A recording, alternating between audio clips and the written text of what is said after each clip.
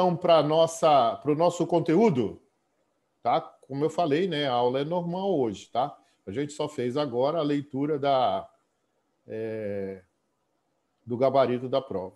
Então, eu vou fazer uma divisão aqui com vocês do conteúdo, que eu também já postei no Moodle, tá? Que é a parte 5. A nossa parte 5. Então, vamos lá, turma. Estão vendo aí o material? Larissa, você é a primeira que está para mim. Se não puder falar, coloca um positivo aí. Ou o Bruno. O Bruno também está na minha tela aqui. Estão vendo o material? Estamos sim, professor. Beleza. Então, olha só, turma. Vamos fazer uma recapitulação do que a gente já viu. Olha só. A gente aí, nesses 2 meses, porque praticamente no mês de outubro não teve quase conteúdo, né? A gente viu, desde lá do início, o que é logística. Opa, saiu errado aqui. O que é logística, né? Os conceitos da logística. A gente viu os conceitos do Supply Chain Management. Nós vimos a logística de abastecimento, a logística interna e a logística de distribuição. E, nossa, por que você parou aqui? Nós vimos os fluxos de informação, nós vimos o fluxo de mercadoria. Caramba, por que ele está separando aqui? Vamos dar um enter aqui.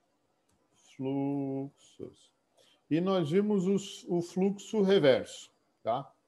Então, vimos bastante conteúdo aqui sobre logística. Vimos também os modais de transporte, com uma grande ênfase em navios e navegação, tá? Nós vimos também os outros modais, ok? Bem rapidamente, mas a gente viu. O nosso foco é no navio e na navegação. Também vimos algo sobre o comércio exterior, algo que representa aqui para o Brasil uma grande parte da economia brasileira, principalmente na exportação de commodities, mas que quando a gente compara o nosso comércio exterior ao mundial, a gente não representa 0,92% de todo o comércio mundial. Então, ou seja, a gente tem uma participação muito pequena. A gente viu algumas características econômicas de que 93% de toda a riqueza flui no hemisfério norte. Por quê? Porque estão lá os países industrializados e a distância entre eles é menor e a logística é muito mais fácil. E aqui no hemisfério sul só rodam 7% de toda a riqueza. Nós vimos muito também sobre carga geral e carga a granel. Então, nós vimos bem a diferença, vimos como é que a gente faz a movimentação dessas cargas. Depois a gente viu o transporte de cargas e os riscos, dando ênfase ao perigo e o risco, à frequência, à severidade e ao grau de risco. Então a gente começou a entender por que certos tipos de acidente têm um grau de risco maior do que os outros. E isso tudo em função da frequência, mas grande parte em função da severidade, de resultados indesejados daquele acidente. E, por último, a gente viu, ou a gente fez um trabalho, né, sobre avarias relacionadas a cada modal. Lógico, por último não, aqui nesse papel, né? Por último, a gente viu navegação e navios. A gente viu e fez um trabalho sobre avarias relacionadas a cada modal. Agora, turma, a gente vai entrar um pouco mais nos contratos de seguros e suas particularidades. Mas antes de entrar nesse item específico, faltou eu falar para vocês, na navegação e nos navios, uma operação que ocorre que é chamada afretamento de navios, que a gente falou muito rapidamente sobre isso.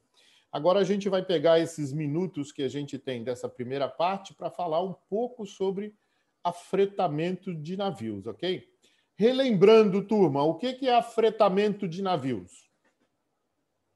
Vamos lá, participação, hein? Boa noite, Daniele.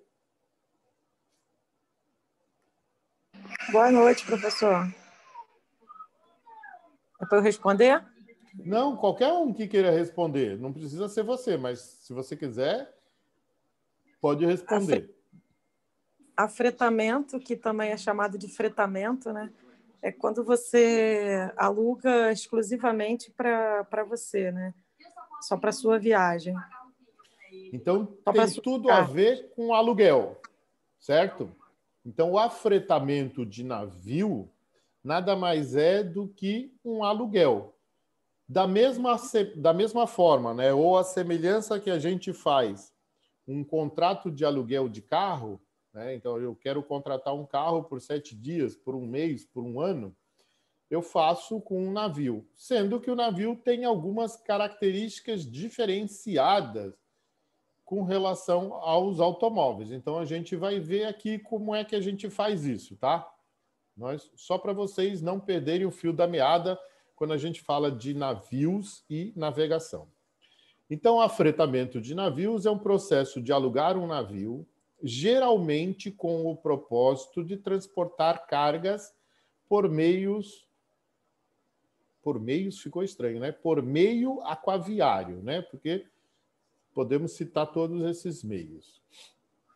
A diferença aqui, turma, é que a gente tem alguns tipos de contrato, algumas diferenças nesses tipos de contrato.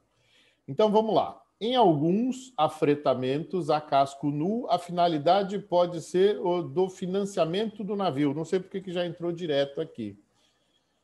Estágios, desculpa, depois a gente vai voltar. Por que que eu falei desse afretamento a casco nu aqui, tá? Porque em determinados momentos, o dono da carga, dependendo da grande quantidade de carga que ele tem para transportar, ele acha o meio de afretamento de navio a casco nu como uma possibilidade de financiar um navio no final desse contrato, tá? Porque os outros dois tipos de contrato, tipo de afretamento, não permite a compra pelo transportador, ok? Então, só nesse caso do afretamento a casco nu que pode ser que quem está transportando a carga tenha a finalidade de fazer um financiamento. Como é que ocorre o estágio desse afretamento? Então, vamos lá. Estágio, negociação dos termos e condições. Depois, execução do contrato e depois o pós-fixture, ou seja, depois do contrato, ou seja, a efetiva locação do navio. Essa operação envolve o pagamento do frete e eventual sobreestadia e discussão de sequelas contratuais. Sobreestadia, para quem conhece, né, é demurrage, o nome, tá? E o pagamento do frete nada mais é do que pagar o aluguel, ok? Essa operação pode ocorrer normalmente por frete ou pode ocorrer por prazo. Eles chamam de pós-fixture. Segundo a ANTAQ, então a ANTAQ, Agência Nacional de Transportes Aquaviário, em relação aos tipos de afretamento, eles podem ser divididos em dois: autorização e registro. Tá? Segundo a documentação, o que é a autorização? A autorização é necessária para o afretamento de embarcações estrangeiras por viagem ou por tempo, para operar na navegação interior de percurso nacional, navegação de cabotagem, apoio portuário ou apoio marítimo, bem como a casco nu na navegação de apoio portuário. Chama-se autorização, ok? Então tem tudo a ver com a movimentação da embarcação aqui no Brasil, ok? Ou no país de origem dessa autorização. Como nós estamos falando de ANTAQ, tem a ver com o Brasil. Já o registro ocorre nos casos de afretamento de embarcações brasileiras ou estrangeiras para navegação de longo curso ou interior, né, nos rios, mas que seja um percurso internacional, quando não aplicáveis às disposições do decreto. Aí eu não vou entrar no mérito desse bendito decreto. Quem quiser se aprofundar, procura o que está escrito no decreto 666 de 69. Olha só, muito meia. Ok, turma? Esse material, olha só, esse material de afretamento não vai cair na TDT, a TD3, tá? É só para complementar aquilo que a gente já tinha falado de operação de navio e de navegação. Afretamento, partes contratuais. Então, vamos lá. O fretador. O fretador é o proprietário do navio, tá? É um fretador disponente, ou seja, ele vai dispor de navios para afretamento. É como se fosse uma dessas locadoras de carro. Só para estou dando um exemplo, ok? Parte contratual que cede o navio ou parte dele mediante o pagamento de frete ou aluguel por tempo determinado. Esse é o fretador. E o afretador, ou charterer, parte contratual que aluga um navio para o transporte de cargas ou passageiros, pagando para tal fim frete ou aluguel ao fretador. Então tem o time charterer, vocês já devem ter ouvido falar muito nesse nome, é muito comum. Afretador por período.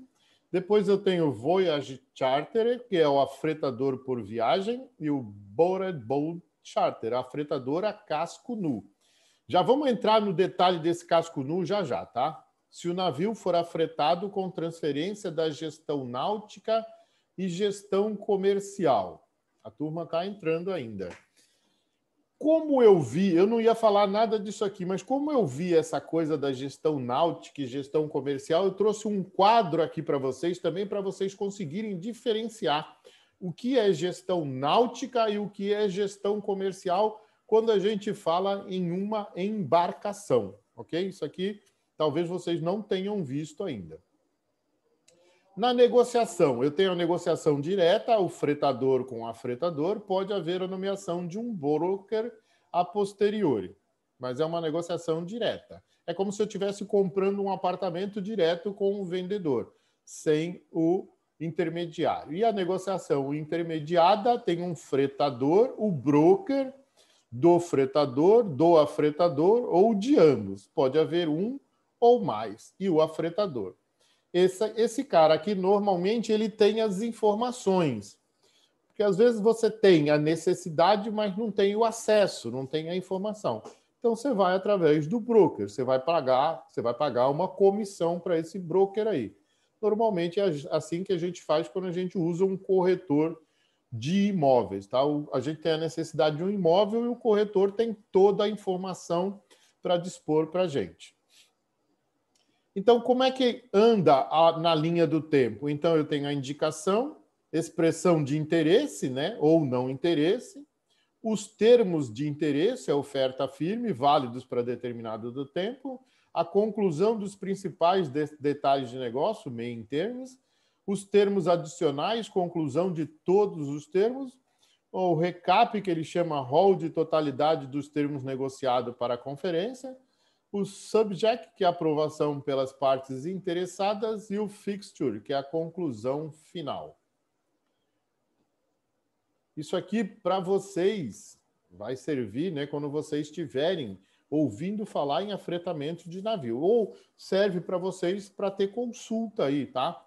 Ah, professor, pode ser que eu não use. Ok, pode ser que bastante gente não use, mas pode ser que alguns vá usar. E ou já usou, né? Então, aí eu não sei, porque, de novo, não estou vendo vocês, a carinha de vocês, para ver se vocês estão fazendo um ponto de interrogação ou se estão colocando a mão no braço cruzado ou a mão na cabeça, assim, como se já conhecesse.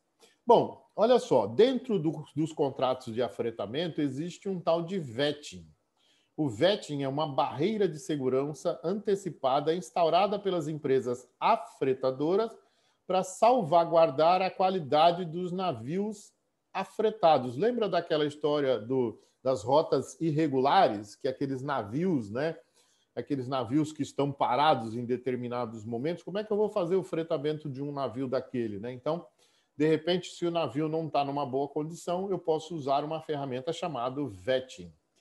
É a avaliação profunda da qualidade e da adequação de um navio para executar determinada tarefa, também garantindo que tal navio cumpra todos os requisitos operacionais do afretador. O vetting procura mitigar os seguintes riscos. Olha aqui o risco de novo, turma. Então, o que o vetting procura mitigar? Demoras e custos por inspeção no porto onde o navio irá operar. Demoras ou recusas por autoridades locais. Pode ser que eu aprove, eu como afretador aprove, mas a autoridade local onde ele vai operar, naquele porto, pode ser que não aprove. Maiores custos de seguro em função da qualidade ou da não qualidade desse navio. Então, em função do risco que ele agrega àquela operação, eu posso ter maiores custos com relação ao seguro desse navio. Acidentes e incidentes, desde demora até perda total, que trazem grandes custos humanos, ambientais e comerciais. Na verdade, o custo humano aqui fica estranho, né? O custo é ambiental e comercial. Com relação à vida humana, não se mede em termos de dinheiro, né? Ok? Esse é o vetting, turma. Ele inclui análise documental, certificados de classe, relatórios de docagem, evidências de seguro, etc. Geralmente em cooperação com essa organização chamada OSINT-FSAIR. Análise de antecedentes, ou seja, o que aconteceu com esse navio, o que ele operou, o que ele fez. Inspeção do navio. Então, o vetting tem lá uma condição que prevê a inspeção do navio. E o registro eletrônico de navios aprovados e ships of shame continuamente atualizados. Ou seja, se esse navio precisou fazer alguma parada para fazer manutenção, ou se ele está sempre aprovado. Então, existe uma organização entre as empresas afretadoras, e a Petrobras é uma delas, né? E ela vê o registro eletrônico, a gente vai falar o nome dessa ferramenta, de todos os navios, até porque ela precisa saber se vai aprovar ou não esse afretamento. Para garantir a cooperação dos fretadores com os sistemas de vetting, as empresas de petróleo, principalmente as que afretam mais, né, concordam em somente afretar navios que tenham sido aprovados através dos processos acima descritos. Então, tem várias empresas. Então, a gente tem a Shell, a Exxon, todas essas empresas fazem afretamento de navio. Algumas empresas de petróleo compartilham um sistema de vetting. Então, estamos aqui, ó, Statoil, a Prim, a Boreals, a Conoco, a Neste Oil, a Petrobras, e o sistema é o CIS-3, se não foi atualizado para o CIS-4, tá? Então, isso aqui foi na época que a gente fez em 2018. Pode ser até que tenha sido atualizado. Então, tá aqui, é como as empresas usam esse sistema, que são as empresas, então ela tem um login e elas conhecem como é que está o vetting daquele navio, tá? Dúvidas até aí, turma? Perguntas? Temos 5 minutos para acabar a primeira parte. Se tiver alguma dúvida, eu não consigo ver todo mundo onde eu estou, tá? Eu só consigo ver 4 pessoas. Então, vocês, por favor, falem, tá? Se só levantar a mãozinha, eu não vou conseguir ver. Modalidades de afretamento. Então, olha só, nós temos 3 tipos de modalidade. A modalidade mais simples é afretamento por viagem. Viagens consecutivas, tá? E o contrato de afretamento. O fretador se obriga a colocar o todo ou parte de um navio com tripulação à disposição do afretador para efetuar uma ou mais viagens. A gente tem um quadrinho aqui que ele é muito legal, que vai abrir para vocês, a mente de vocês, quando é que eu vou fazer cada uma dessas modalidades, tá? Se mais de uma viagem é executada, pode ocorrer viagens consecutivas, aí o que ele chamou aqui de COA, tá? A viagem, o afretamento por viagem é o Voyage Charter, ou se tiver mais do que uma viagem, começa a ser por viagens mais consecutivas, de forma consecutiva, ele chama COA. O próximo, afretamento por período, ou Shell Time, ou Time Charter. O afretador recebe o navio armado e tripulado para operá-lo por tempo determinado. Então, tudo que eu preciso para operar a minha carga durante esse determinado tempo, é o armador que oferece, tá, pessoal? É o fretador que oferece. Então, ele vai alugar o navio com tudo o que eu preciso, toda a tripulação e todos os equipamentos. Então, chama-se modalidade por período, ok? O afretador recebe o navio armado e tripulado. Não é armado com armas, não, tá? Isso aí é só navio de guerra dos Estados Unidos. E, por último, o afretamento a casco nu. O afretador tem posse, uso, o gerenciamento e o controle do navio por um período pré-determinado, incluindo aí o direito de designar o comandante e a tripulação, apesar de ser mantida a propriedade real registrada do navio em nome do fretador original. Então, o dono do navio continua sendo o mesmo, tá? Mas eu contratei por essa modalidade porque eu quero pôr a minha tripulação lá dentro. Eu quero pôr os meus equipamentos lá dentro. Então, normalmente, a Petrobras, para os contratos de movimentação de petróleo, ela faz a casco nu e ela coloca lá a tripulação dela. Normalmente, existem alguns contratos que são por tempo, tá? Poucos são por viagem, pouquíssimos. Mas aí a gente tem as outras empresas que cada uma delas faz o seu tipo de contrato. Então, antes de continuar aqui, vamos dar uma parada aqui, vamos fazer um share. Só estou vendo, turma, olha só, 21 alunos. Eu vou dar um print screen agora, antes do intervalo. O intervalo que eu digo é porque vai acabar o Zoom. E eu já vou mandar o outro Zoom para a gente começar. Pessoal, alguma pergunta aí até agora sobre o afretamento? Alguma dúvida? Estou vendo aqui uns positivos, legal. Não, prof. Alguém aqui já trabalhou com afretamento? Só para eu saber, alguém aqui já fez, já trabalhou?